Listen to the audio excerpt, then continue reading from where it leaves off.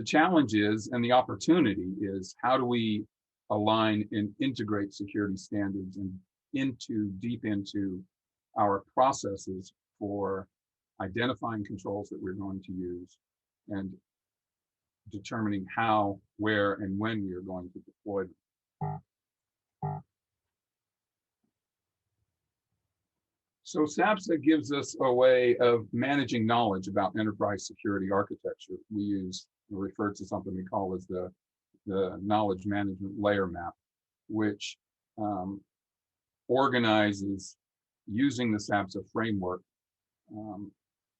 how we manage information about data, information, knowledge, and ultimately business wisdom, which is why we're in business, what kinds of business we're doing. This allows us to manage information also about what we are protecting, why we're protecting it, how we're protecting it, who's involved in the protection, where is the protection required, and when and how much protection is required. A central challenge with any enterprise security architecture or any enterprise security program is managing the immense amounts of information that are part of the architecture. So SABSA has a couple of matrices. This is how we organize that information. The first matrix is the architecture matrix. And this organizes the artifacts that are involved in an enterprise security architecture program. It's a layered approach, from the contextual layer, which is about the business, all the way down to the component layer. And then you'll see at the bottom here, there's a management layer, which is the management activities that are associated with managing all of those artifacts. And we have a service management matrix that is built upon that management layer in the first matrix.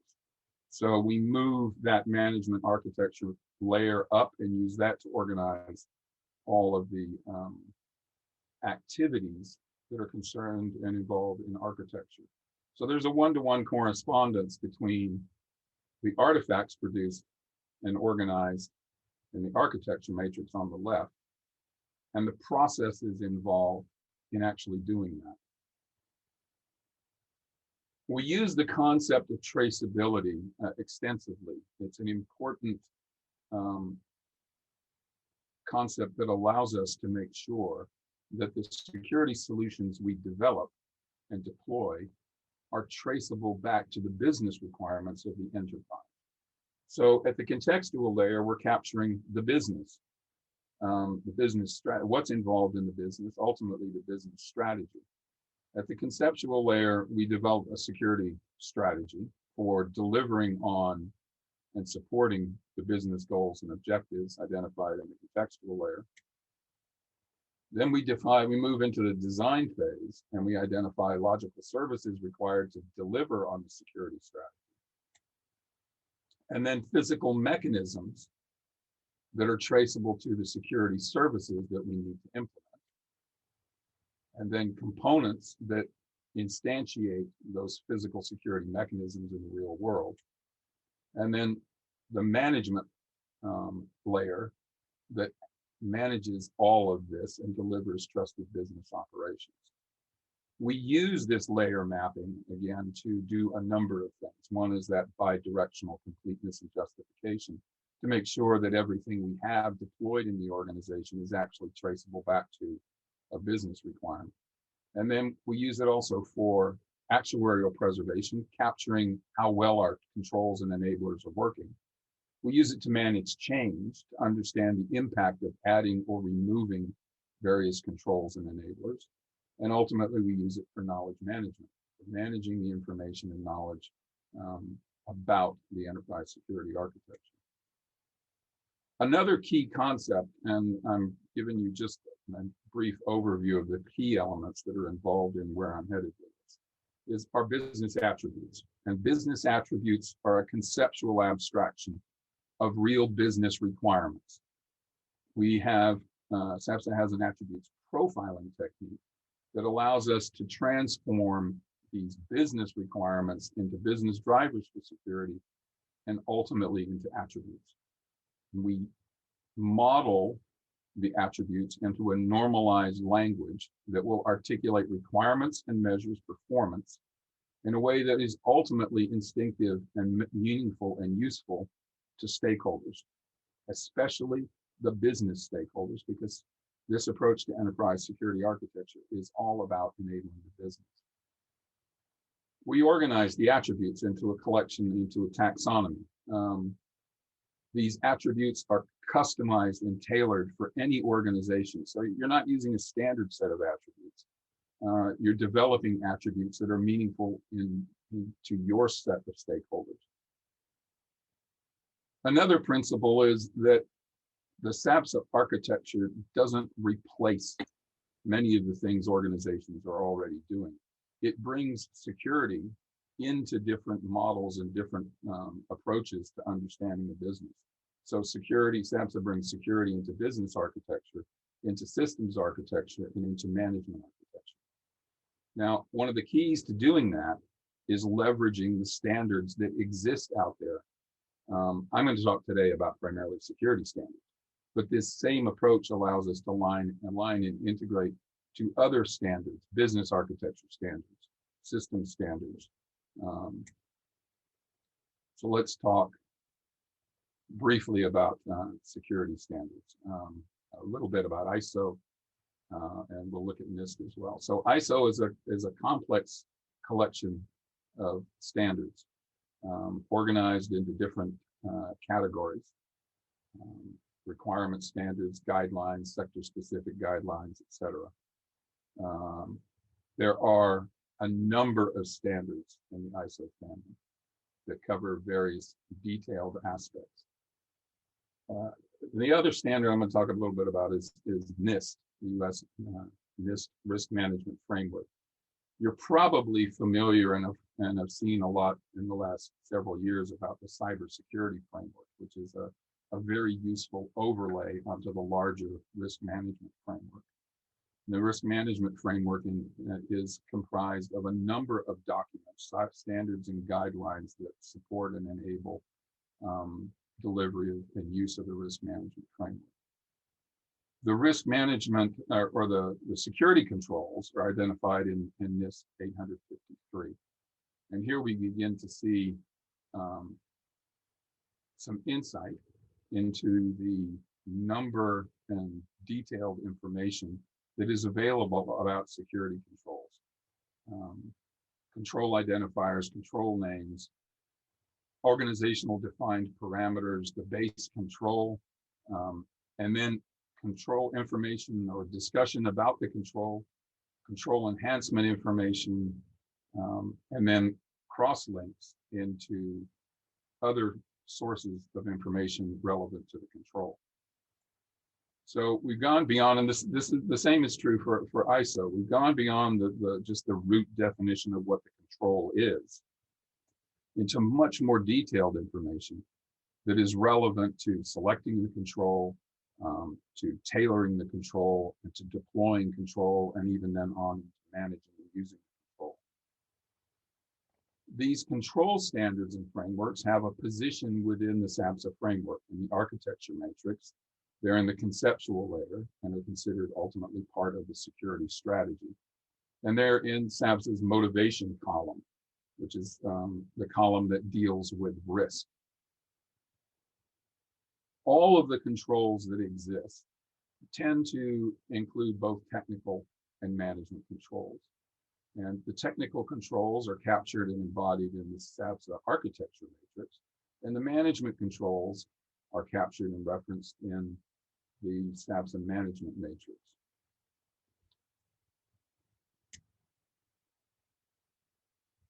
And now let me talk a little bit about SABSA's notion, and this is the key to this presentation.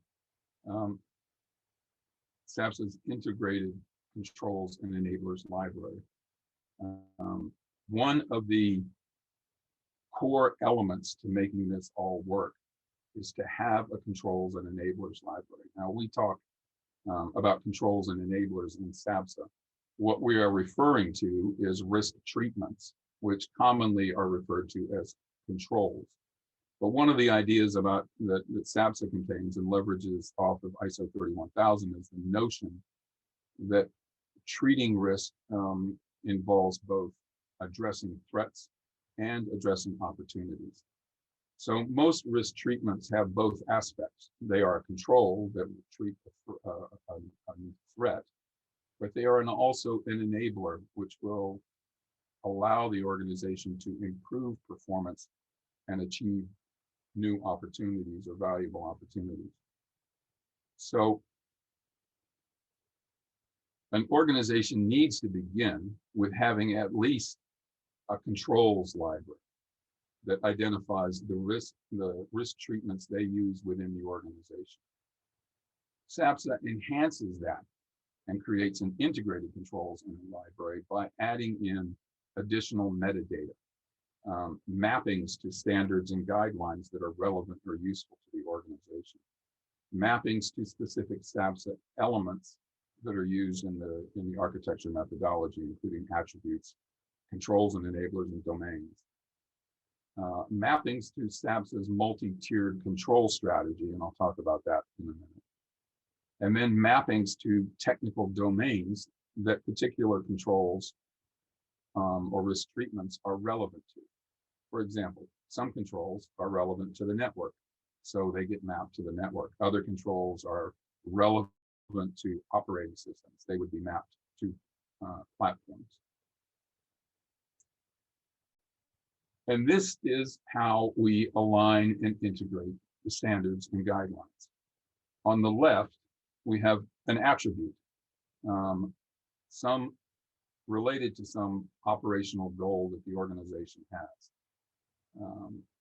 So the goal might be, the attribute might be customer confidence, which may require delivery of confidentiality of customer information.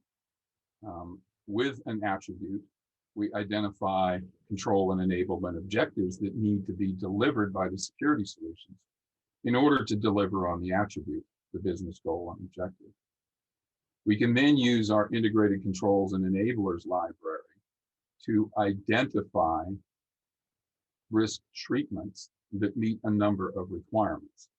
We may have to comply with ISO. We may have to comply with NIST, both of them. We can then leverage those to find out what treatments we have within the organization that satisfy the attribute, that deliver the control and or enablement objective, that are relevant to certain domains within the organization, that are related to a particular element of the multi-tiered control strategy, and that are applicable to identified domains or technical domains in the organization. Now, one of the keys to leveraging the knowledge and understanding that is captured in the standards is to be able to reference those standards and access the detailed information that's available. Sometimes you don't need it, but sometimes you're looking for deeper guidance on how to use it, where to use it, when to use it. The mappings allow you to interrelate all of these concepts into a coherent overall picture. They also give you the ability to begin defining risk treatment patterns that can be deployed and reused in the organization. For example, for a given attribute with identified control and enablement objectives, the organization may decide that they're going to use one or more particular risk treatments, which are linked back to the detailed information required to actually implement them. Now, how do we get to that process is through the SABSA controls and enablers derivation process. So we begin with business requirements, identify business drivers for security, and from there we engineer attributes with performance targets, and then we do a risk assessment against those attributes with performance targets. We identify threats on the left side and opportunities on the right side. That enables us then to establish control and enablement objectives, which are designed to deliver to treat the risks, both positive and negative, that we identified in our risk assessment. The control and enablement objectives are captured in the conceptual layer of the architecture. From there, we move to selecting controls and enablers. We look for architectural controls or technical controls in the matrix, the architecture matrix, and then management activity controls and enablers in the management matrix. And we identify the controls and enablers that we actually need to deploy. We can use, I'm going to skip forward here, one slide out of sequence. This is the SABSA multi-tier control strategy. Based on the information that we identify in the risk assessment, we are going to look for deterrence controls, prevention controls, containment, detection and notification controls, and recovery and restoration controls. When we detect, we also begin to track evidence, and we have an assurance processes that make sure that all of that is being done. The way this is used then, we do a risk assessment, we identify threats, and then we will identify deterrent controls that will reduce those threats. A risk assessment will identify vulnerabilities. We'll select preventive controls that reduce vulnerabilities.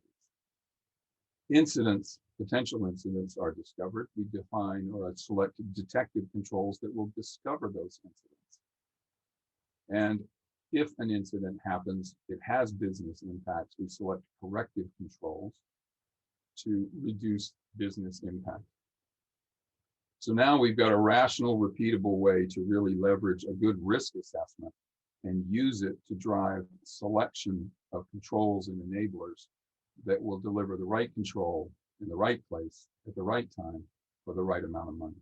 It allows us to prioritize our control selection and deployment to address the highest risks in the ways that are most efficient and effective. This then is used, the same technique is used as we design the architecture and drive selection of control, logical control services, physical control mechanisms, components that will implement those mechanisms, and all of the management activities that are required by those different layers of service. So we use this information then as we go through various projects. We identify attributes for performance targets. We do a risk assessment. We identify the controls and enablers. And then we go to our controls and enablers library, our integrated controls and enablers library, to select the appropriate controls and enablers according to the multi-tiered control strategy. Again, getting the right control in the right place at the right time for the right amount of money. This process is repeated, and we use the same process. We execute it on each project, no matter what the scope of the project is. And we reuse what we can reuse, and where we identify new attributes that need to be addressed or new threats and opportunities that need to be addressed, we make adjustments, we tailor the architectural elements, we add those, we deploy those into the project, and then we add them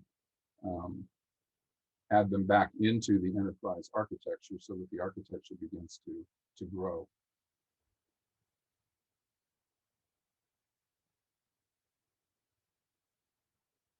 So this is adding in new elements that are required as we execute additional projects. Let me just go back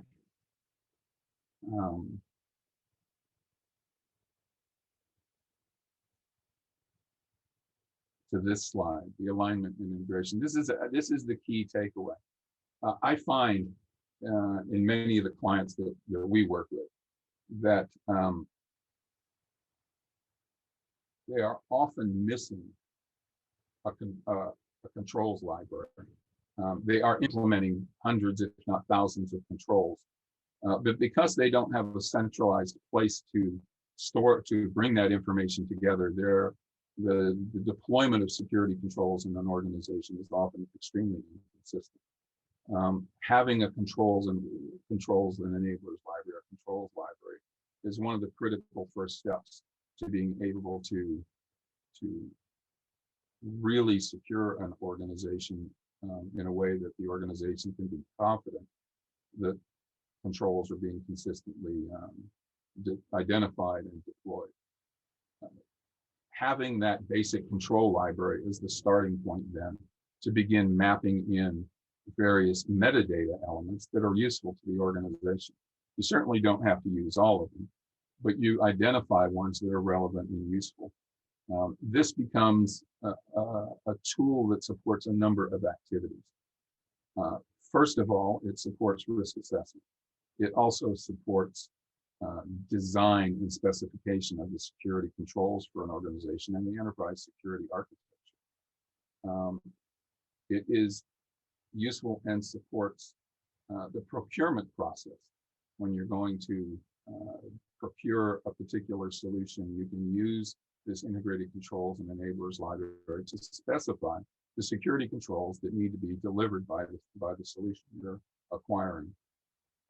It also then provides and supports assurance activities to make sure that what you have purchased through your procurement process is implemented correctly and ultimately is operating correctly. So it helps with all of those assurance activities. If this is applied consistently throughout the organization, it can be leveraged to specify and identify the controls for all of the systems related back to this central repository, which helps, again, in that assurance process to be sure that the solution incorporated the controls that your initial risk assessment identified as needing to be addressed, and that they continue to operate and perform as they are expected to perform. So that is the information I have to share with you today. I look forward to answering any questions you have. And I thank you for your attention.